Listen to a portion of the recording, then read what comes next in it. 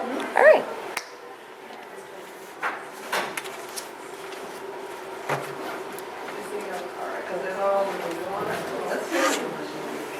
All right.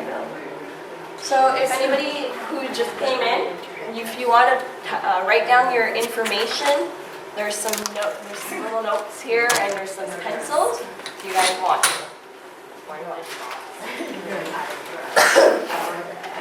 All right. So, hello. Hi, some new people. Yay. So, this is my second panel of the day. This is the beginners in Lolita Fashion. So, what did I write down? I wrote, this is helping you Lolitas with the do's and the don'ts of the fashion and steering them on the right path. So there's going to be a lot of what not to do in this panel, but I hope this will help you learn. And I'm not trying to scold anybody. Just remember that. And you guys shouldn't either, okay? So this is what we'll be talking about in this panel. So I'm going to go over quickly about the little frequently asked questions.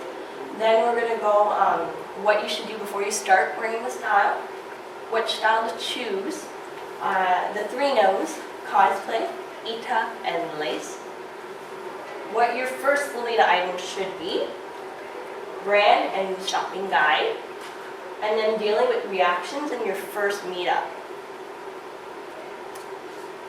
So really quickly, is Lolita Fashion related to Lolita, the book? No. Is it a costume? No. Are Misa and She Gothic Lolitas? No. And if you'd like to find out more information, I do have a media panel at 1 o'clock. And then if you're a certain age, are you too old or too young for Lolita? Nope. Anybody can wear it. Can boys wear Lolita? Yes, of course. They can wear the Lolita style, or they can wear the Lolita or Cadona style. If you are plus size, petite, busty, can you still wear Lolita? Yes, Lolita Fashion has become very accessible to many different girls. So it's really been growing a lot over the years because of it. Are Lolitas supposed to be sweet and nice? No, Lolita Fashion doesn't have to define your personality, is all I'm getting to, but you should be respectful to people. Is Lolita expensive? Yes. Can you do it on a budget? Of course. Do Lolitas always wear Lolita clothing? No. That's actually one I get the most too. A lot of girls, or a lot of people see me in this, and they expect me to wear this 24/7, which I think is fun. So things to consider before you start wearing Lolita. The first thing is actually your parents, your family, and the relationships you're in, your reactions from this. Especially if you're younger, in high school or so, I would recommend you ask your parents for their permission to a certain degree, or at least bring it up with your parents before you start doing it, because some parents will be thrown off by the word Lolita. Some people will be thrown off by, they think it's sexual, you know, there's all these different connotations that parents might think. So maybe showing them gracefully instead of just showing up one day in a big poofy skirt might be more better and help your relationship in the long run. And if your parents say no, personally I would say you have to wait, and just wait till you hit like university and you're an adult and you can make your own decision, which a lot of high school girls don't want to hear. They want to rebel, which I understand. But in the long run, this might help your relationship with the people you love.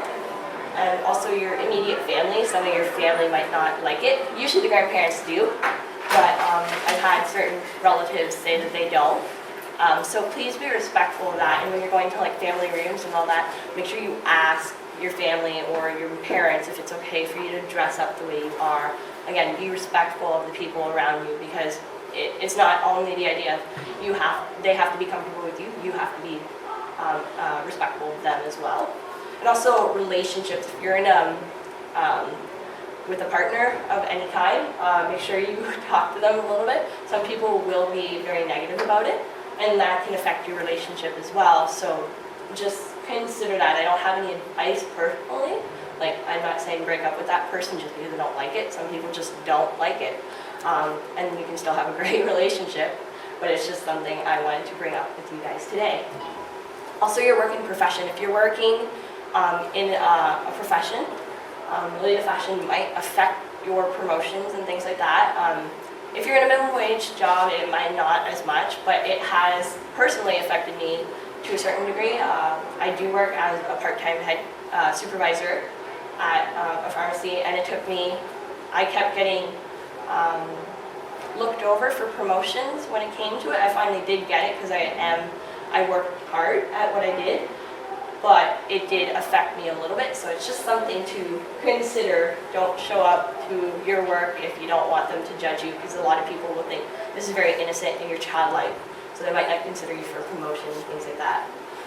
The public and the reaction, depending on where you live, it might be, you might get more of a negative reaction. Smaller cities might, you might get heckled at and things like that, whereas I find a bigger city not as much, people are more accepting of certain things. So just know that where you're living might affect it. The price tag, Lolita Fashion, unfortunately isn't cheap. You can do it on a budget, but it's not cheap. So just consider that and budgeting your money, and you might have to save 3 months before you can afford one Lolita item, but it's just something you should consider. The rules of Lolita, or the guidelines of Lolita, there are certain things you have to keep to do Lolita Fashion, and I mentioned them in the one-on-one panel, like the knee-length skirt, keeping your shoulders and your bust area covered, things like that. And then the Lolita community, online and offline, I really wanted to mention really quickly. Excuse me. Lolita Fashion has sometimes a negative image that Lolitas are mean sometimes, and personally I think it's not a fair assessment of the Lolita community. To a certain degree, Lolita Fashion, I think a lot of girls are protective of their fashion, and we've had to deal with a lot of things that aren't Lolita Fashion, and we've been misrepresented a lot. So I can understand why girls are very defensive of their style, and sometimes when you get somebody new to come in, you will get that person, the other girls might get defensive because we don't know who you are, so just know about that. But I will say that the offline community is a lot nicer, and I think that the online community is not the actual persona of the girls, but more the idea of the internet culture, more or less. Did you have a question? No, I just wanted to say something. I bought my first Lolita dress yesterday at the swap. I threw it on just for fun to see how it fit, and I walked around it for like a couple hours. I didn't have the petty cut. I knew it was wrong. I had a girl come up to me not even an hour into wearing. She's like, "That's all wrong," and literally like tore me apart. Like I didn't know. I mean, I told her like, was she wearing Lolita as well? Or? No, she wasn't. She's like, but she's like, I'm gonna be tomorrow, but I'm not wearing it today. But you're doing it all wrong. She's like, you should just go change now. That's offensive. Well, personally, most of the girls who are in our community, and we do know that some girls are just doing it for fun. Girls shouldn't be doing that. Personally, I don't agree with that. People are allowed to wear exactly what they want, and to be quite honest, you can wear Lolita clothes without it being Lolita, and you never said it was Lolita, so I apologize for that girl, that happened to you. But I know that our girls, we don't make fun of girls. We do not, if you're wearing Lolita and it's not Lolita, we don't say anything to you. We might think it's not Lolita, but we are not going to go, oh, blah, to that person. We shouldn't do that, you shouldn't. So anybody else out here, please do not do that. So, I'm going to move on. But thank you for sharing your story, by the way. Which style should you choose when you're starting Lolita? So, as I mentioned in the other panel, the 3 main styles are the ones you guys should stick to for starting: Gothic, Classic, and Sweet. The reason I recommend those is because you have a lot more options. Not to say, oh, you can't do everything else. So those are the ones that are 3 most popular, and there's a number of sub-styles: punk, over the top, hime, pirate, kuroshigo, wa, casual. If you're going to experiment or stick to one style, that's another question you should ask. It's very easy for a newbie to become overwhelmed. There's so many different styles, but I want to mention also that there's no style that is more Lolita than another. Sweet may be more popular than classic, but there's no rule to say Sweet Lolita is the end-all and be-all of Lolita fashion. Lolita do dabble in at least 2 styles usually, and of course there is no hard and fast line between what defines something as sweet and what defines something as Gothic. Sometimes you can mix them. And when both can come in black and both can have the same silhouettes, for example. The color palettes of the three main styles, for example, also you should consider the sweet styles, obviously the pastels, classics are the neutral colors, and then gothic is the dark colors.